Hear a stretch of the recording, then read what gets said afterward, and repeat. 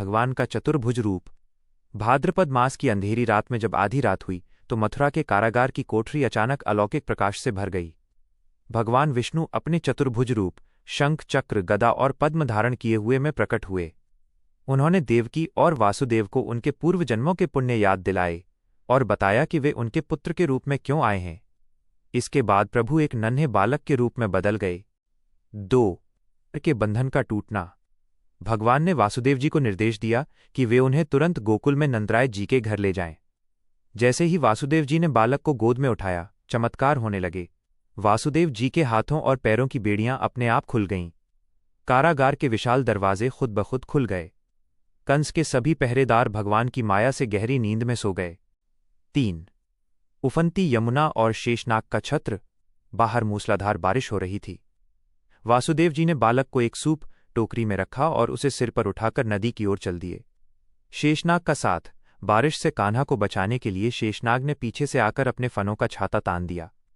यमुना का बढ़ता जल। वासुदेव जी जब यमुना में उतरे तो नदी का जल स्तर बढ़ने लगा। देखते ही देखते पानी वासुदेव जी के गले तक आ गया। असल में यमुना मैया भगवान के चरणों को स्पर्श करना चाहती थीं। चरण स्पर्श।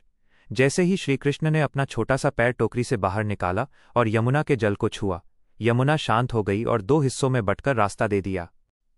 4 गोकुल में प्रवेश और बालक की अदला बदली। वासुदेव जी गोकुल पहुंचे, जहां हर कोई गहरी नींद में था।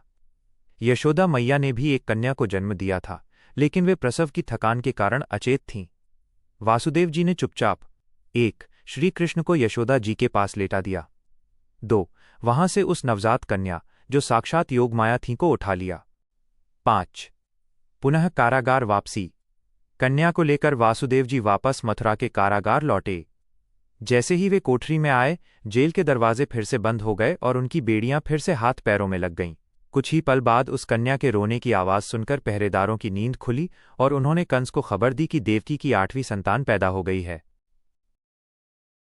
ले लिया है तो वो काल की तरह दौड़ता हुआ कारागार पहुंचा।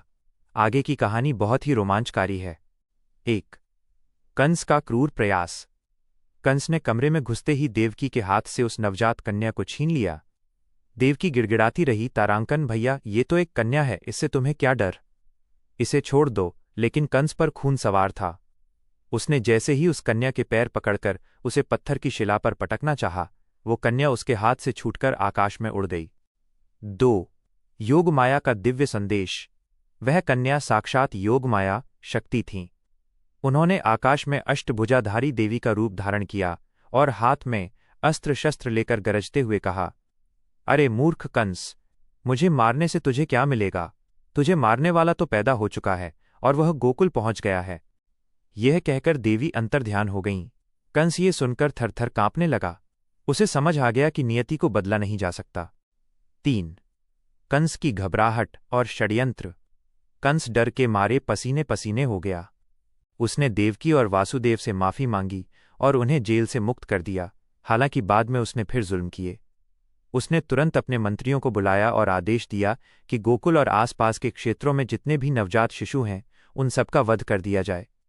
इसी क्रम में उसने पूतना, बकासुर और तृणावर्त जैसे राक्षसों को कान्हा को मारने के लिए भेजा।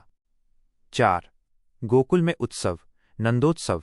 उधर गोकुल में सुबह जब नंद बाबा और यशोदा मैया को पता चला कि उनके घर पुत्र रत्न की प्राप्ति हुई है, तो पूरे गांव में खुशी की लहर दौड़ गई। गोकुलवासियों ने एक दूसरे पर दही, हल्दी और मक्खन छिड़ककर खुशियां मनाईं। इसे